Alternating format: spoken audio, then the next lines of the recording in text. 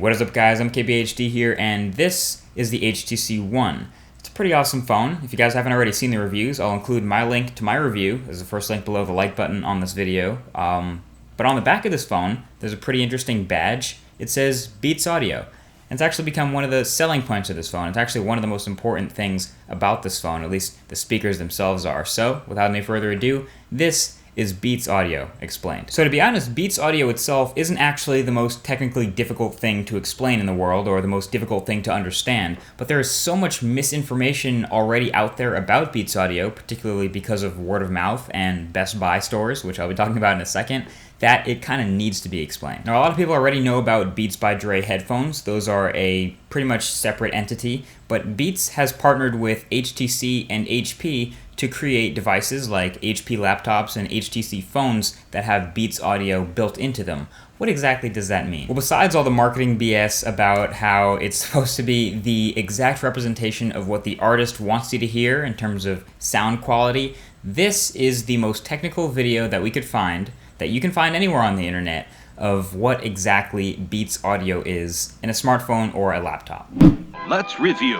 HP re-engineered the headphone jack with no metal parts to reduce ground noise.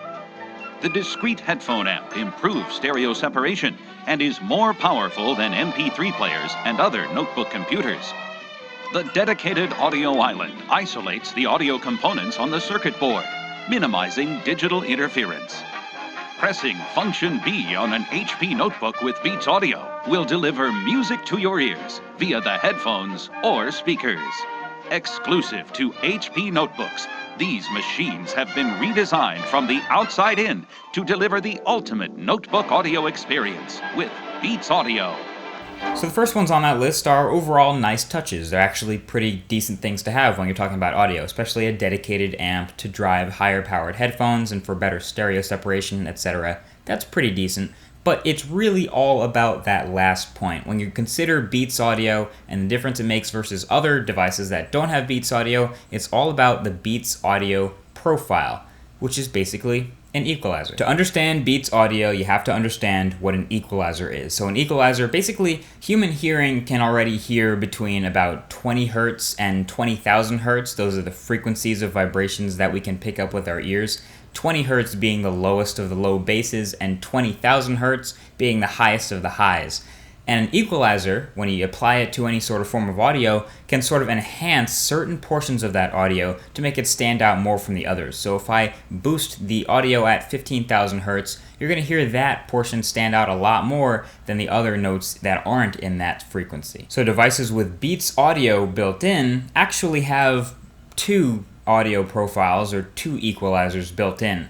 One with Beats Audio on and one with Beats Audio off. The one with Beats Audio on has a very exaggerated tones on basically the low and the high end. It exaggerates the more interesting bass and high sections and kind of ignores the less interesting mids. And the Beats Audio off profile is actually a bit of the opposite. It's not completely flat. It's actually sort of under-exaggerating those interesting profiles. So it's under-exaggerating the bass and under-exaggerating the highs and leaving the not-so-interesting mids to stand out. So when you turn Beats Audio on, you exaggerate the bass and the highs, and when you turn Beats Audio off, you under-exaggerate the bass and the highs, which creates a pretty big difference between on and off. So when you flick that Beats Audio on switch on your device that happen to have Beats Audio built in, you hear a pretty big difference in sound, and this is often what tricks people into believing that things with Beats Audio built in are significantly better than what doesn't have Beats Audio. Imagine this. Imagine you're at a Best Buy and there are two laptops sitting next to each other. One silver one without Beats Audio, and one black one with Beats Audio built in and comes with a pair of Beats by Dre headphones and costs $500 extra.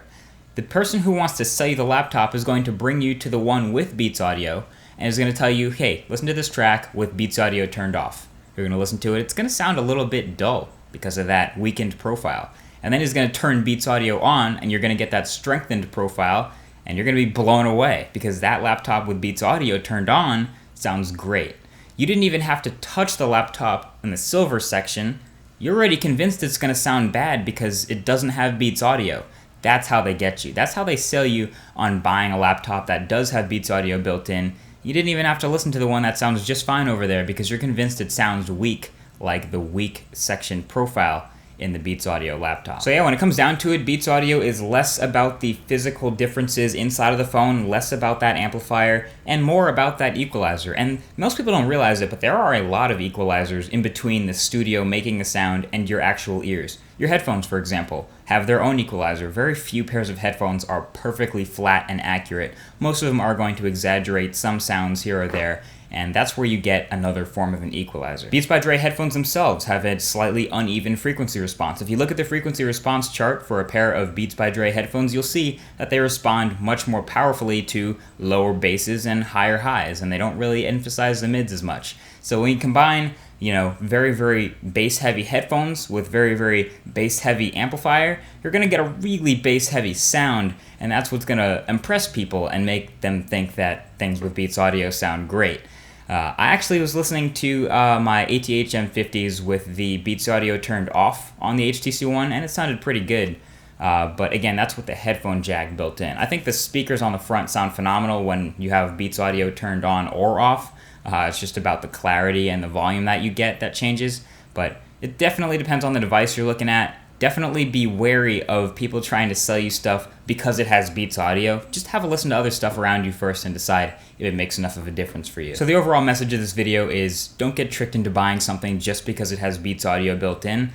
Everyone's got an EQ. Figure out yours.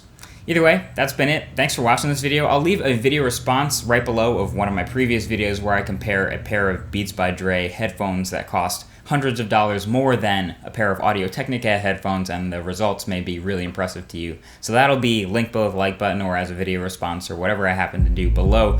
But either way, like I said, thank you for watching, and I'll talk to you guys in the next video. Peace.